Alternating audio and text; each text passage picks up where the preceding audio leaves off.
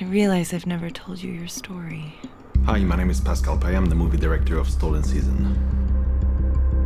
Stolen Season is about the story of a therapist that when she was younger at 17, she was pregnant and she gave her kid to adoption. And then 17 years later, she found a troubled kid that comes into her office, and then she becomes spiral into this kind of crazy enough obsession to find out that she thinks it's her son. I'll never forget the day I surrendered you. Life was very complicated back then. When I was done with my first feature film, I just didn't want to do anything. I didn't want to jump back into another project right away. I lost my passion a little bit, so I took a break. Yep. I wanted to just reflect on what had happened and just learn from my mistake. I was just asking myself, I said, what do I do? I said, why not do a film about adoption? I don't think I have any recollection of film, or really a lot of television, exploring closed adoptions from the point of view of a birth mother. I'm not adopted, but my mom is, and that's always been something that kind of bothered me a little bit. I don't know that side. Even my last name, I don't know that. So that idea was really intriguing. I was so grateful to be part of a project that was willing to go there and explore this lifelong longing for this, I don't know how else to say it, this sort of ghost child that as the date of their birth passes by every year, you tick off, oh, he's 4 now. And you walk by a playground and there's a bunch of 4-year-old boys and you just stop and stare at the playground and wonder, is that him? I just found that to be I'm still moved by it. She brought home the truth about these women, that she was really respecting them in a sense. So it was a beautiful process to see her going through that. I was put in this project for this reason, to tell the story of somebody who made an impossibly difficult decision.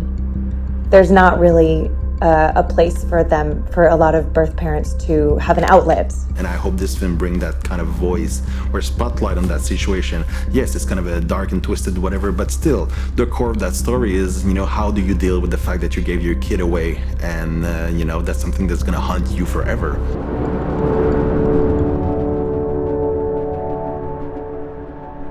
I was 17. And for a few brief moments, you were mine.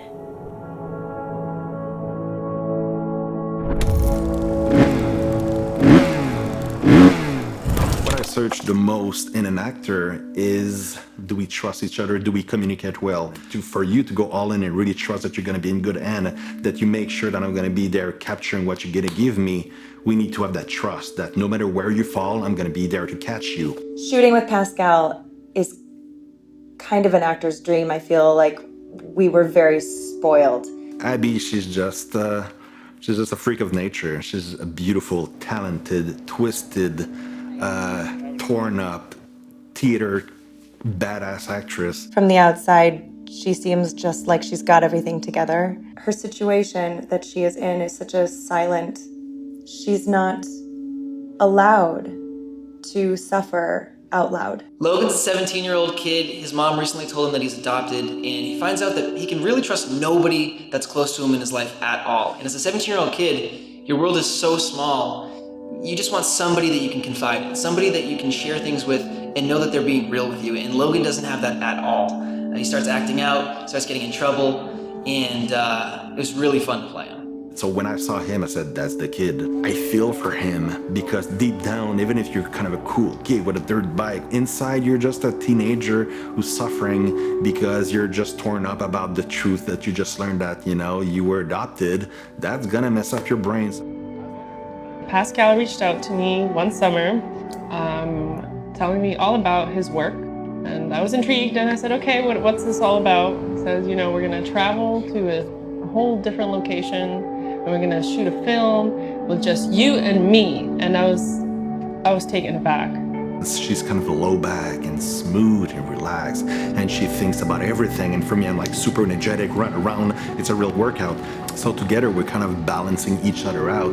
I like a challenge, and to me, I think it's a very minimalistic way of working, but also very liberating, because the less people you have to touch base with to make sure a shot is ready, the faster we can move.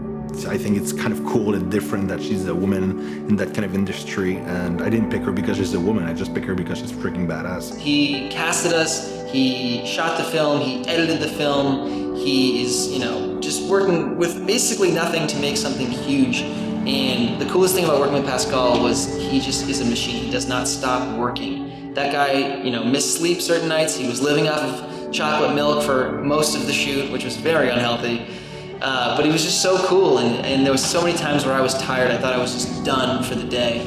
And I could look at Pascal and see how much of his heart that he was putting into this movie. And I decided that I wasn't able to give up. It's a very fast-paced, go-with-the-flow environment, and he speaks very quickly and transmits his thoughts very sporadically, but it always keeps you on your toes, and I love that because it always keeps you engaged. I make sure that here's my rules, here's how I work, are you comfortable with that? And you have to say yes now, because when it's time, there's no going back. I need to find the right actors who understand those kind of process and that they love that type of war. And once you have that trust and you have that bond, then you're gonna make something way more stronger than if you have 25 people. That's what I love. I think they would be really surprised to know that it was just a man with a camera and a woman with a boom pole. Because it just blows people's minds. And I'm actually kind of interested which one would affect them more. If they would watch the movie being like, wow, God, how did they do that? How did they do that? Or, they watch the movie like, oh, I know how they did that, expensive equipment. And then being told after the fact, being like, then how did they do it? It's, there's some elements of it where you're like, this can't be achieved by one person. And yet it makes you think, how did they do it? I was really skeptical about how he's preparing all the locations, all the talent, all the wardrobe, all the scenes. How is it possible to not have face-to-face meetings and be able to discuss these things, and yet to just meet together and make a movie? In the new location, which neither of us have been to before, I learned so much working with Pascal, and it's possible, it really is, but it takes a certain type of person and an extreme level of drive and passion for the work you're doing. And I don't recommend for others to try, because unless you know exactly what you're doing, I wouldn't recommend it. Most of my film, I'm always shooting the same way. It's always natural lighting. It was interesting to see how the weather is changing. And one of the person in the film who's from Portland, he says, hey, be careful, because you never know what you're gonna get. Every day you're gonna wake up. So don't check the weather channel, because you have no idea. I was like, shut up. But then he was right. So we shot the scenes that took place on separate days in one span of time, because first it was sunny and then the clouds rolled in and all of a sudden it looked like it was gonna rain, and then it kind of drizzled for a bit.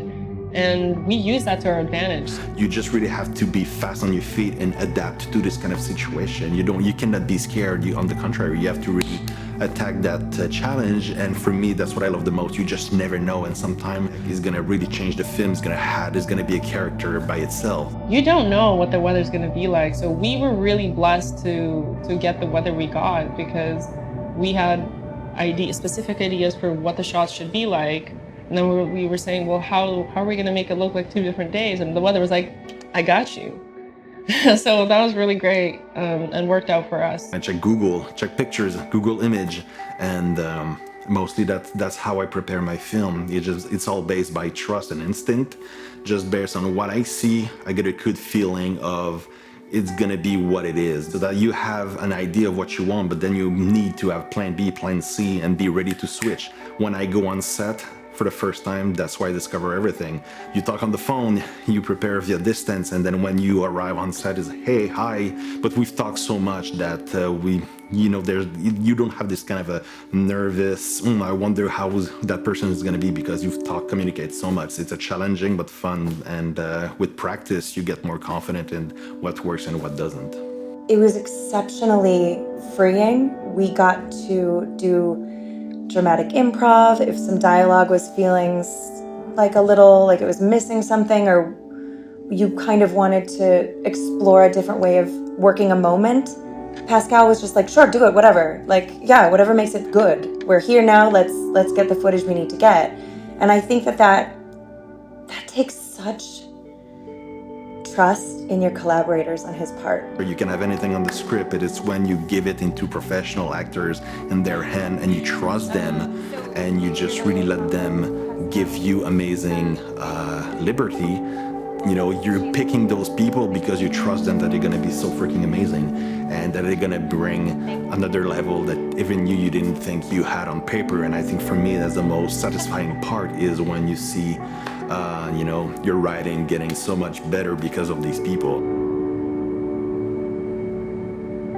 He would just run around you with the camera based on how you wanted to move in a room. I mean, it was incredibly liberating.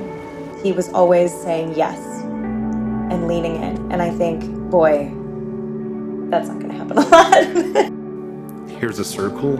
If this pit sand, go play with it like kids. We have a direction, we have a circle of trust that this is where I want you to play. I want to be the audience. I want you to give me something that I didn't think about. You know, a lot of the times I could try something out and he would feel free to tell me, no, Matthew, that was not very good. Or he would say, you know, that was awesome. And he let me play around with my acting and gave me the space to really just have fun and really feel out the character in basically every scene that we shot. You have amazing scenes where you use the energy of what's there. For example, the football scene, you had cheerleaders, you have the people screaming, and then I went on the field and I was next to it and they gave me permission to shoot that.